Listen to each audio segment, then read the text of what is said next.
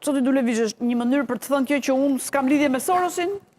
Kjo është një status ironik, sepse gjatë fushatës elektorale ne jemi sulmuar pikërisht si nga njëra anë si të Sorosit, nga ana tjetër si shërbëtor të zotit Berisha dhe nga ana tjetër si le të themi bashkëpunëtor të zotit Rama.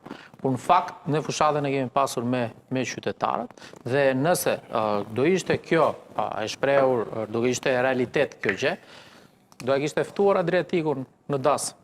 Pra, kjo do të thotë që... Dasma është prova, thuati. Po pa tjetër, pra unë e kam parë sa herë ka ardhur... Ka pas vendet e limituara, se ashtu i binde me ftu edhe Ramën, nuk ishte ftu familjarisht. Sa herë ka ardhur zoti Soros në Shqipëri, unë nuk e kam parë të takoj ndonjëherë Adriatikun, por zotin Rama dhe zotin Veliaj. Pra, janë edhe publike, edhe në rrjetet sociale, këta i kanë nxjerr, pastaj i fshin sa ditë, pastaj nxorën prap. Pra, nuk qëndron kjo. Pra, këto janë thjesht sulme që bëhen për arsye politike.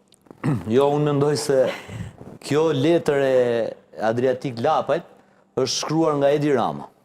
E ka shkruar Edi Rama? Ka shkruar Edi Rama, sepse Edi Rama tani ka sikletin e madh se i ka dalë sheshit që ka përdorur trenin bullgar dhe i duhet një instrument për të devijuar, për pseudongjarje quhet në gjuhën e komunikimit, pra ti devijon debatin publik, agjendën publike.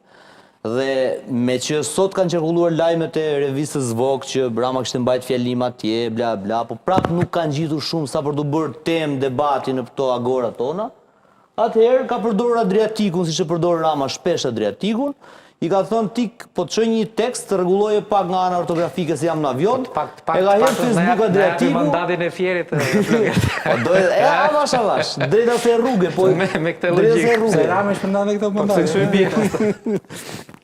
Okej, kuptova ironin tënde. Për te ironisë tënde. Tani dy pyetje shkurt për zotin Himçi. Jo, është e rëndësishme kjo Amerikës, kjo dasmën, sepse akoma nuk ka ardhur përshëndetja e Amerikës e Departamentit Shtetit për zgjedhjet dhe për një e bënde, bëri ambasada një.